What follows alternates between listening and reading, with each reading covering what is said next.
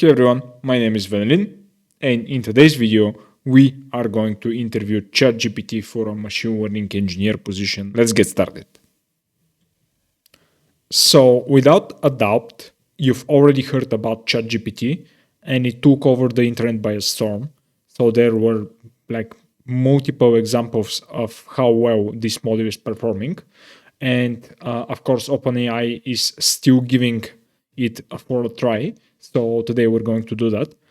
And in here, you can see the original blog post for ChatGPT. It says optimizing language models for dialogue.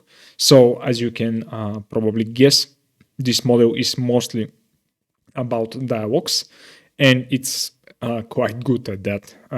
Probably the first real usable in very ways generative model that is based on transformers, and it is trained in a very specific way. I'll discuss this in a bit. So it says optimizing language models for dialogue, and from here it's you can get familiar with the basic premise of the model. Essentially, it is something that you can have a chat with, and there is a mention of this instruct GPT model, which we are going to have a look in a bit. So essentially, ChatGPT is a transformer that is based on GPT 3.5, and it's trained in a reinforcement learning manner, and it's also using some supervised learning. The authors have described a very well put diagram of what the training procedure actually is or was. So what is this instruct GPT?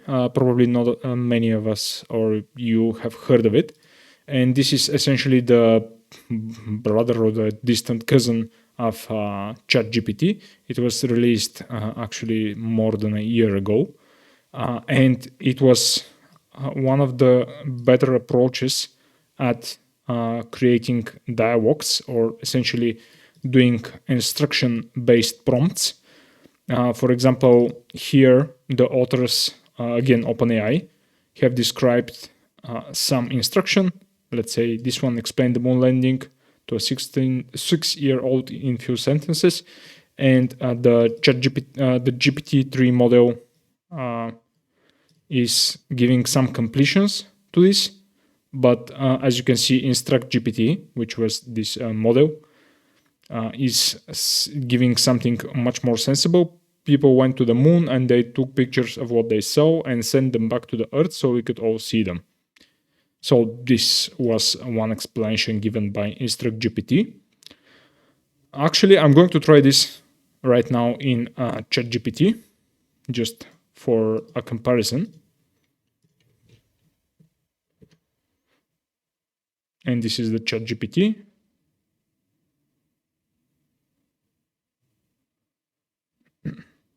So this is the answer. As you can see, it's very different compared to Instruct GPT. The moon landing was when people from Earth went up on a big rocket ship and landed on the moon. They walked around, collected rocks, and took pictures. It was a big adventure. Okay, this sounds actually much better compared to this. So how was ChatGPT trained? So they were using a combination of reinforcement learning from human feedback. So essentially, they were collecting some fine-tuning examples from human trainers. And at start, it seems like they were using conversations where actually the humans were also the user of the chatbot, and then they were the assistant, essentially giving the replies or the responses. And they were mixing this dataset that they created with the Instruct GPT dataset that they had already. So next, they were creating this reward model, which essentially had to give given some reply from the bot, how well this reply actually scores, in order for them to compare, let's say, multiple responses and then rank them and essentially pick the best one. So to collect this data, they took conversations with the humans and then selected some alternative completions. And essentially, again, they gave those completions to the humans in order to score them. So in both cases, they were using some supervised learning approaches to create labels for these models. And then using this, they created this model, which they call proximal policy optimization. Essentially, this model is using this technique, which I'm not really familiar with, but I would guess that they were using this in order to create this policy using reinforcement learning, which essentially was using this reward model to create scores or rewards for each available reply from the engine. So they have this really nice graphic here. Essentially, what they do is summarize the 3 steps. First, collect the data, and here there was a prompt from their dataset from Instruct GPT. Then a person essentially created the reply, and then they were using this reply to fine-tune GPT 3.5. Then for the reward model, they were essentially giving some samples from the model. Then a person was ranking these, and this data was using to train this reward model right here in order to rank it. And then the final model, which you might call ChatGPT, was trying to create these outputs given that is following this policy and generate some output or reply to a given input. And then the reward model was essentially scoring this. Another important note or section of this blog post is the limitations. So essentially, the first one is that ChatGPT is generating some plausible responses or answers, but they are still incorrect. So yeah, you can get FAMUSed essentially by ChatGPT, but they are aware of this issue, but it's really hard to fix that, at least for now. So be aware that even if you're given some response, and even if it sounds logical or it sounds plausible, it might be completely incorrect. So take every response with a grain of salt, of course. The next one is that ChatGPT is essentially very, very sensitive to the type of words, essentially, or the order of the words that you're giving it. So you must phrase everything very explicitly with the correct language. And if you don't, and if you change even some small bits of information, you might get completely different results. Next, it's very verbose, and it can be very verbose. This is given due to the biases in the training data. And this one is very important to us, at least. It would be great if the model could actually ask for clarifying questions, and when it is given an ambiguous query or ambiguous question. But unfortunately, the current limitation of this model is that it essentially tries to best guess what you were meaning and reply to that. So we will see if this is a major pain point when we are interviewing ChatGPT for a machine learning engineer position. Let's get started. All right, let's start with the interview in itself. I'm going to start with delivering a context to the ChatGPT, And this is mostly done because, from what I've read, the context that is given at first is really helpful to the ChatGPT engine, if you will, or model, and it helps to set the context for what you're going to ask in the following sequence. So this should be helpful. And for this interview, I'm going to start with this one. You're a machine learning engineer with 2 years of industry experience, and you're applying for a position at Meta or Facebook, and I'm your interviewer. And I have 5 years of experience with machine learning. Your task is to give the best possible answers to my questions so I can suggest you for hiring. So pretty much very realistic. And let's see what ChatGPT is going to answer.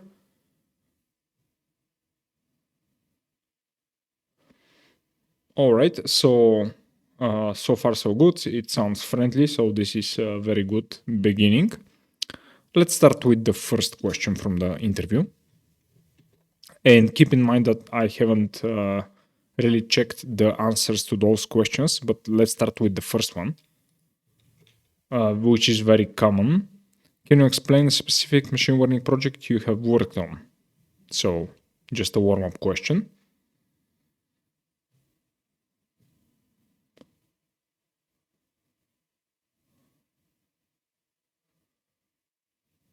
All right, so it says that it was working on a project for prediction of which products would sell out in the next week, so they can restock essentially.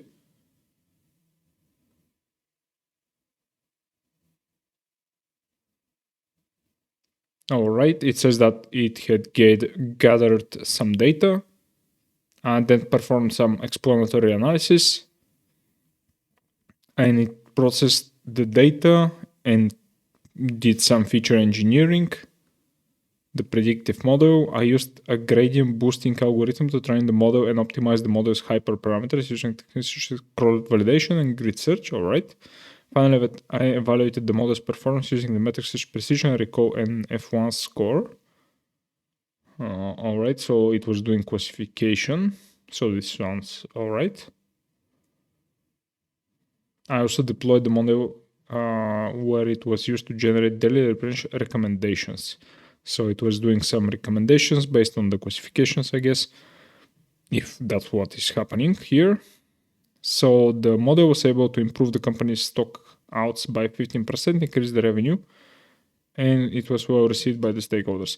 So this last paragraph is really important when answering such questions because it essentially summarizes the whole result of the work that you did. Essentially, everybody is, well, not only, but mostly thinking about what are the results that you drove with this work. So most of the companies that you should and you are applying to are result oriented driven. So this is very natural, and it's a very good format for giving such answer. So very impressive thus far. And the next question. So how do you handle missing or incomplete data? Let's dive a bit deeper.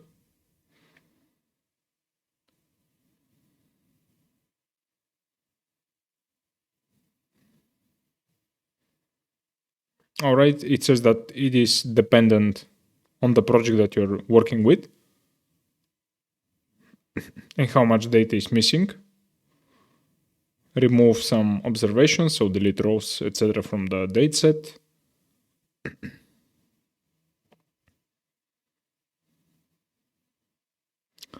All right, it says that it's feasible when the missing data is low, the amount of it. And then suggests data imputation with some common tricks, let's say, in k-nearest number imputation algorithms. which is all right. And then incorporate the missing data as a feature in the model. For example, you can create a binary variable indicating whether a value is missing or not, and include it as an input to the model. So this is really important. Again, a very good point. You can think about the times when the data is missing, and when this is the case, you might have some pattern based on why actually the values are missing. So if this is the case, you can supply this as a feature to the model. And it finally completes the paragraph with the best approach will depend on the specifics of the problem. And you basically have to experiment with this. All right, this is really good on a high level answer. And yeah, you can probably dive a bit deeper. It would be great, of course, if it can ask questions. But yeah, this is what you get, at least this far, and it looks all right.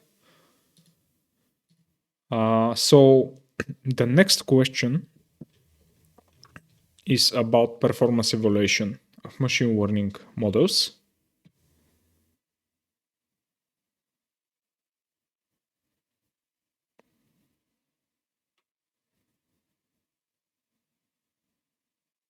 All right, it says a lot of fluff at the start, but then it goes on and essentially talks about supervised learning problems, accuracy, precision, recall, F1 score.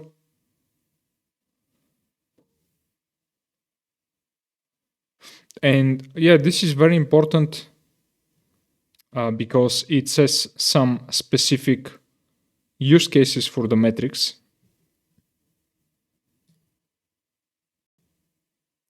For example, the accuracy is a good metric when the classes are balanced. So yeah, this is a one very common point when you're essentially asked about such questions, when it is good or when it is essentially not good or bad to use such a metric. So it talks about the accuracy.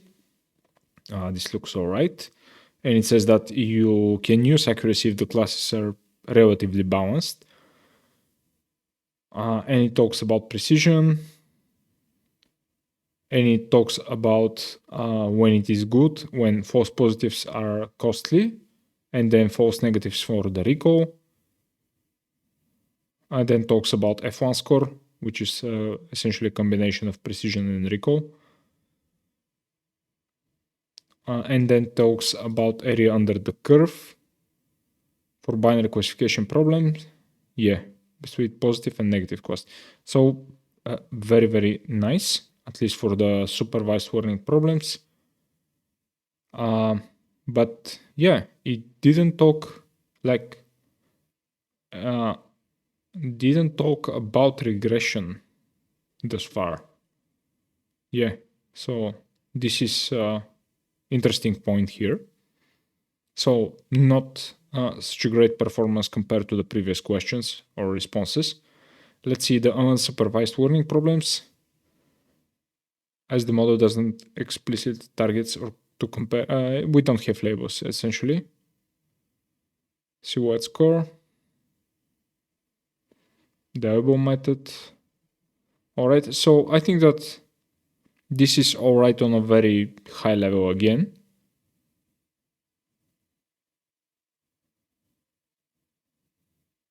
All right, it speaks about cross validation, but just talks about it.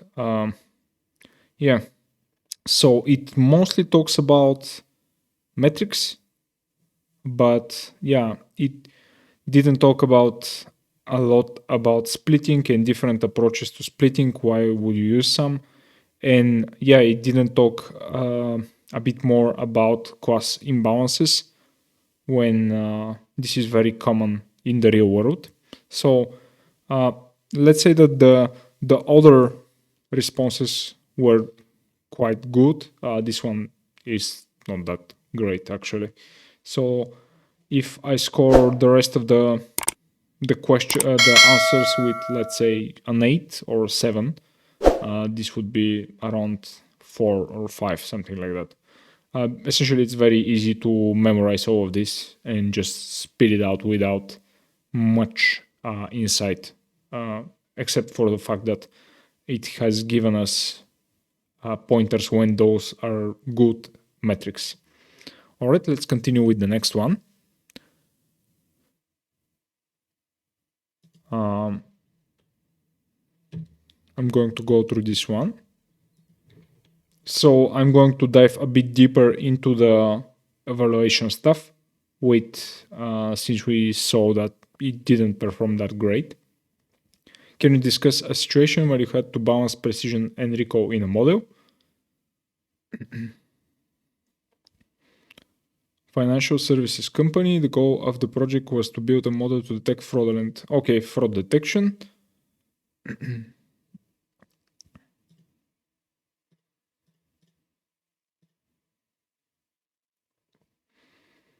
Past transactions. All right.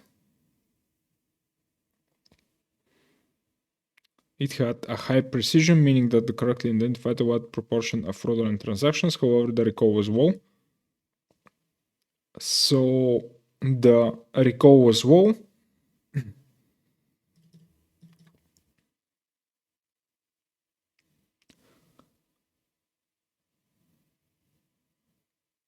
All right, and then it speaks that when a fraudulent transaction was not detected is very costly compared to the other case when a non-fraudulent detection is flagged as fraudulent. So they were in need for a high recall. So it tried decision thresholds, essentially changes and adjusting class weights, and then a precision recall curve. By balancing precision and recall in the model, we were able to improve the recall from and help the company to reduce their losses from fraudulent transactions. All right, this sounds very, very nice for someone who is expecting these types of essentially template answers, and it sounds pretty legit, let's say. But yeah, it sounds a bit templatey to me. I mean, like you're going to find most of those types of answers on the internet when you are looking for answers to those types of questions. So it's all right. Let's say that it's 7 for this one out of 10. Let's see the next one. Let's ask about feature engineering techniques that it knows about. As a machine learning engineer, ChatGPT have used various feature engineering techniques. All right, so again, some fluff. One hot encoding.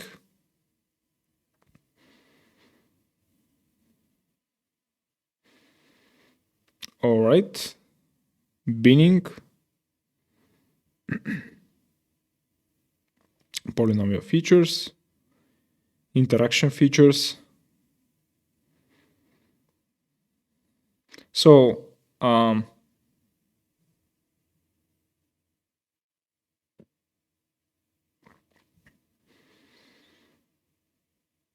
right, normalization. All of these feature engineering techniques are used to extract more information from data. It depends on the problem, the data, and the model being used.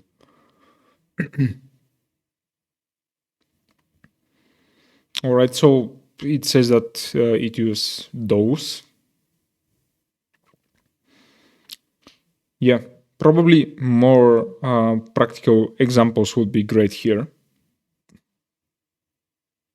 from his experience or her experience as a machine learning engineer. Yeah, I would say this again very templatey, but very. It looks at first glance very correct, but not that complete, I would say.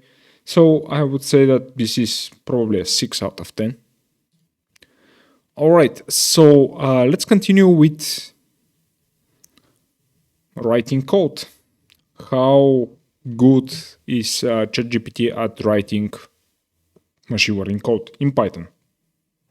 So I'm going to start with something simple, and I have this notebook open here. Write code in Python to generate a classification dataset with 3 classes and 5 features. You should be able to use the features to classify the examples. So I'm telling it to write some code in a way that it generates a dataset with specifically 5 features, and it should create the features or generate those features in a way that the classes are actually classifiable by using these features. Let's see what it gets. Okay, so it talks about synthetic classification dataset using Python. So it uses make classification.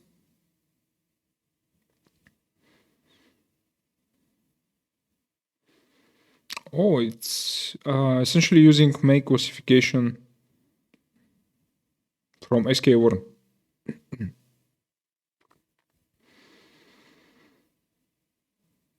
All right, and it speaks about what is happening.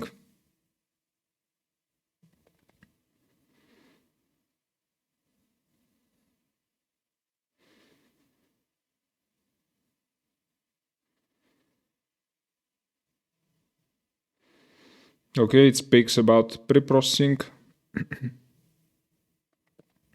All right, so first let's get this code and run it here. Does this run? And then I'm going to take the next one.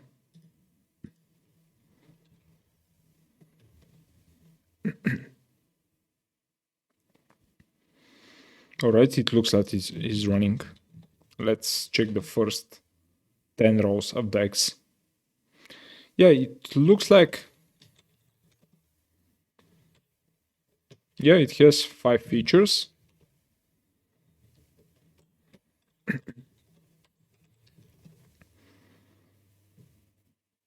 And we have 1,000 examples for the Ys. All right. Let's do the same thing for the X train, Y train, then X test, Y test.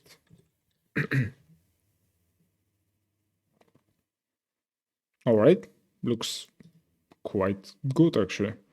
And it says that n informative is the number of informative features, and n clusters per class is the number of clusters per class. So this looks pretty good actually. All right, so now that we have the dataset, I'm going to ask ChatGPT to use it and train a two-layer neural network with PyTorch. Let's see what we get.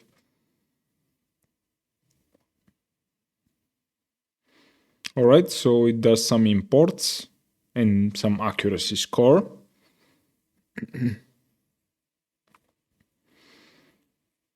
Okay, the input looks correct. We have 5 features.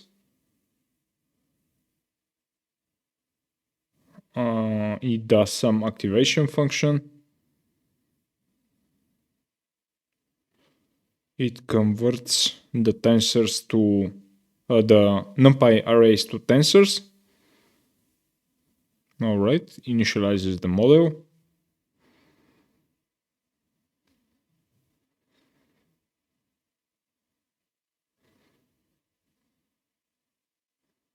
It says a comment. All right, looks legit. And then it runs with Torch Node. Again, pretty legit. And that's now it is given us an explanation. Fully connected layer with 5 input features and 32 output features. And the output number is 3 because we have one for each class. And says that the final output layer uses a softmax activation function. No, it doesn't. So it didn't add the softmax activation function at the end.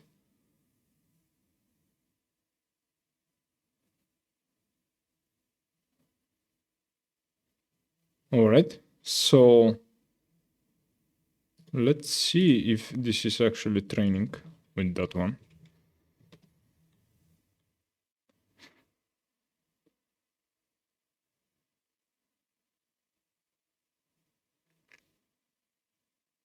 All right.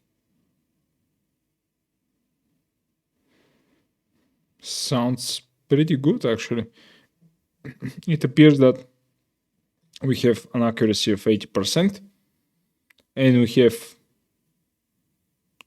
how many? 100 epochs for training. Let's say that we have 1000 and rerun it again.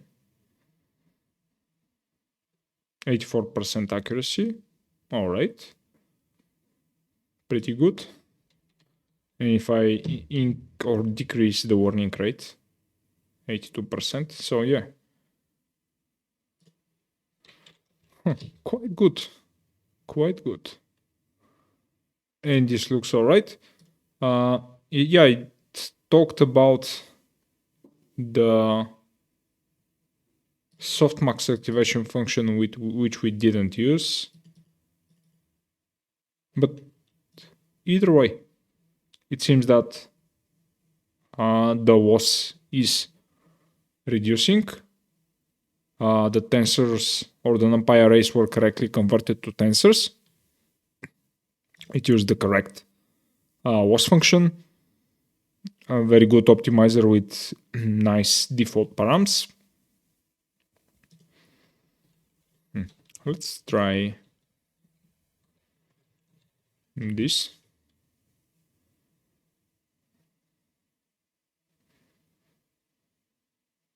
Yeah, okay. So with some tweaking, we can get good results on this dataset. So it looks like the dataset was very nicely generated. Yeah, everything looks pretty amazing thus far, actually. So I'm really impressed by that.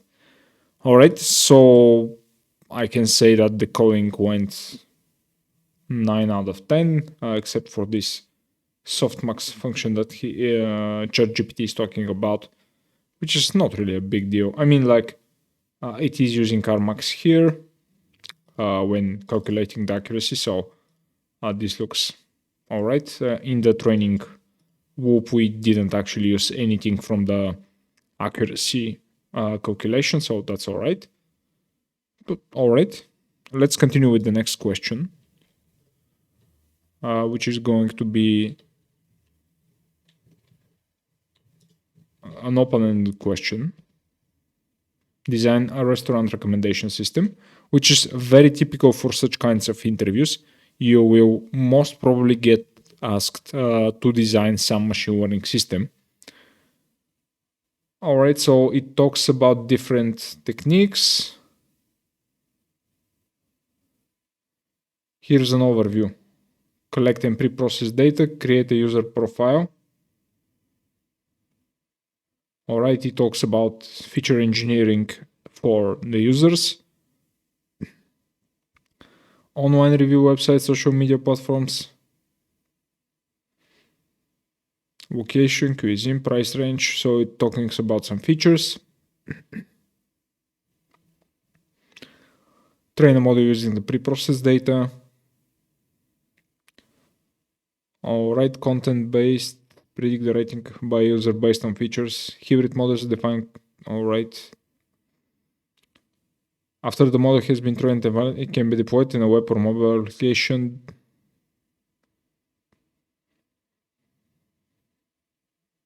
Regular maintenance. Interesting. Regularly update the model with new data and retrain it.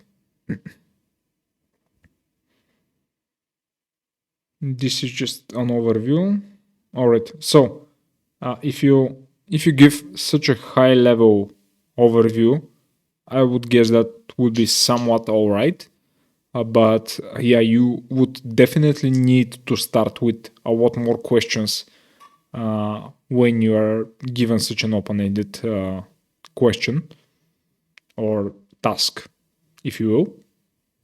But in the limitation sections, you should recall that ChatGPT is not allowed to ask clarification questions. So yeah, probably this was expected. But such an answer, it's probably going to give you 1 or 2 out of 10. So this is a very bad answer. And I'm going to finish up with one question, which is again very common. You found that your system is overfitting. What might be the cause of that? So it says that overfitting is when the model is trained too well on the training data and it doesn't perform well on unseed data, insufficient data. All right, so this is plausible. Too complex model. The model can have many parameters. All right. Irrelevant features. It might warn patterns that are not present. Data leakage.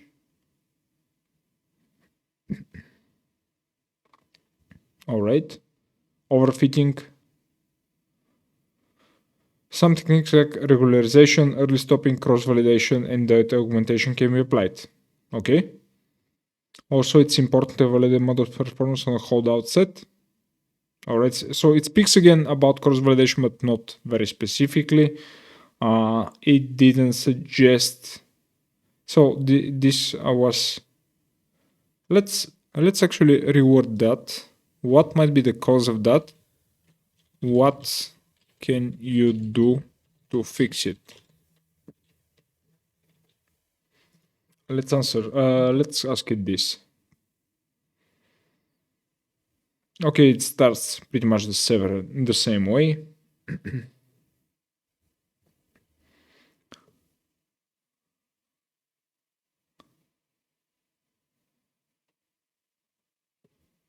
Yeah.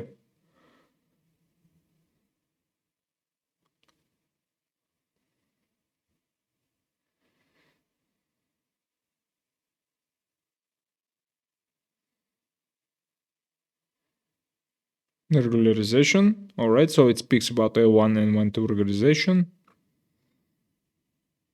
And it stops here. So, yeah, probably we hit the output length maximum. So, yeah, not a very good answer. It was just starting to output this, but yeah, probably a limitation of the model. I'm not sure about how many symbols can it output. So I would say that on the initial question, I would rate it 5 out of 10 for this one. So yeah, this is pretty much the final. So we will recommend ChatGPT for a hire as a machine learning engineer. Not really. So it did very well on the coding parts. I'm really impressed by that, and I can probably use it as a coding assistant, at least when it comes to PyTorch and sklearn, NumPy, etc. It looks very good on that one, but the answers lacked some depth, especially when we were talking about the design of the systems and some of the explanations that it has given us. I rated pretty much the first couple of questions very highly, or the answers to those, while at the later parts, it essentially started to fall off as we got a bit more advanced. But that's somewhat expected because, yeah, it's a very general model and it performed quite well on some high level stuff, while it didn't perform such a great job on the more specific stuff. And now that the interview is over, I have the feedback for ChatGPT, and it is right here. Let's see what it thinks about when I give it to. Thanks. I have the feedback for your interview. Unfortunately, we're looking for someone with more experience in designing machine learning systems. Please feel free to reply after 12 months. How do you feel about your results? So let's see. I understood that I have not met all the requirements for the position and I apologize for any inconvenience. I'm a machine learning model and I'm constantly learning and updating my knowledge. So I would like to reply after 12 months and I will definitely consider the feedback you provided. It's always important to work from feedback and use it to improve myself. I will continue to study and improve my skills in designing machine learning systems and I hope to have an opportunity to demonstrate them in the future. Thanks for the opportunity and for taking the time to interview me. Like, that's perfect. I mean, like, I feel bad for ChatGPT not getting this job, but yeah, such is life. Bye, guys.